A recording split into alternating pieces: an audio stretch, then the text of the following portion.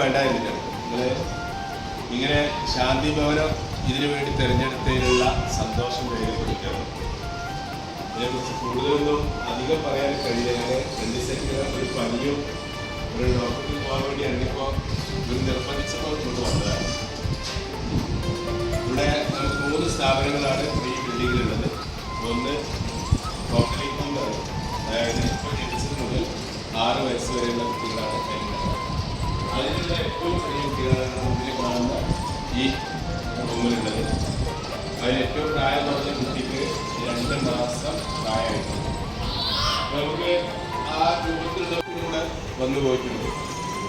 പിന്നെ 6 വയസ്സ് മുതൽ 18 വയസ്സ് വരെയുള്ള ആൺകുട്ടികൾ, അതേ ഏജിലുള്ള പെൺകുട്ടികൾ. ഇതാണ് ഇവിടെയുള്ള 3 സ്ഥാപനങ്ങൾ. പിന്നെ ഇത്തരത്തില് ഈ സ്ഥാപനം നടത്തുന്നതിൽ ഇവിടെ വരുന്ന കുട്ടികളൊക്കെ സർക്കാരിന്റെ അല്ലെങ്കിൽ സർക്കാർ നോക്കേണ്ടുന്ന സർക്കാരിന്റെ ഉത്തരവാദിത്തപ്പെട്ട കുട്ടികളാണ്.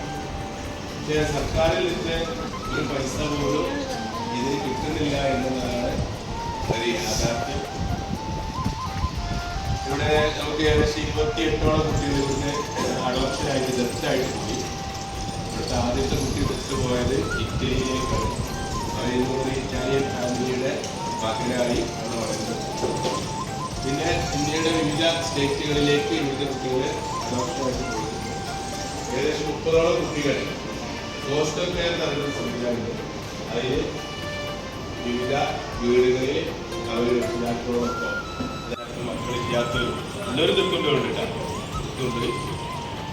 പിന്നെ ഒരു കാര്യം ചോദിച്ചാൽ ഇവിടുന്ന് ദത്തെടുക്കുകയാണെങ്കിൽ ഇവിടുന്ന് കണ്ടില്ലേ, ദത്തെടുക്കുന്നത് കാര എന്ന് പറഞ്ഞ ബോർഡാണ്. സെൻട്രൽ അഡോപ്ഷൻ റിസോഴ്സ് അതോറിറ്റി എന്ന് പറഞ്ഞ ഒരു ബോർഡിൽ നമ്മൾ രജിസ്റ്റർ ചെയ്യാണ്. അപ്പോൾ ഇവിടെ അങ്ങനെ ഒരു കുട്ടി എത്തിക്കഴിഞ്ഞാൽ ഞങ്ങളത് അതിൽ അപ്ലോഡ് ചെയ്യും. ഈ ദത്ത് വേണ്ടവർ അവർ അപ്ലോഡ് ചെയ്യുന്നത്. അത് ഓൺലൈൻ മാച്ചിങ്ങിലൂടെ അതിൻ്റെ ടൈം ആകുമ്പോൾ അത് കുറച്ച് പ്രൊസീജിയർ ഉണ്ട്. അല്ലാതെ നമുക്ക് ഇവിടുന്ന് ഒരു കുട്ടി അല്ലെങ്കിൽ ഇവിടെ ഒരു കുട്ടിയെ കണ്ടിട്ട് ഇതിലേക്ക് വേണമെന്ന് ഓപ്റ്റ് ചെയ്യാൻ പറ്റില്ല.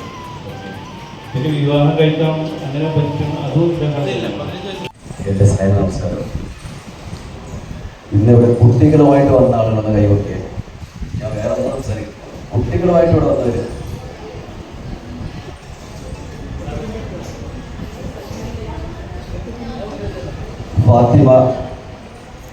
ഫാത്തിമയുടെ മരണത്തിലേക്കുള്ള ഒരു വയസ്സ് കൂടി കഴിഞ്ഞു എന്നുള്ളതാണ്.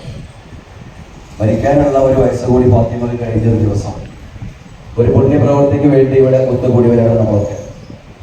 47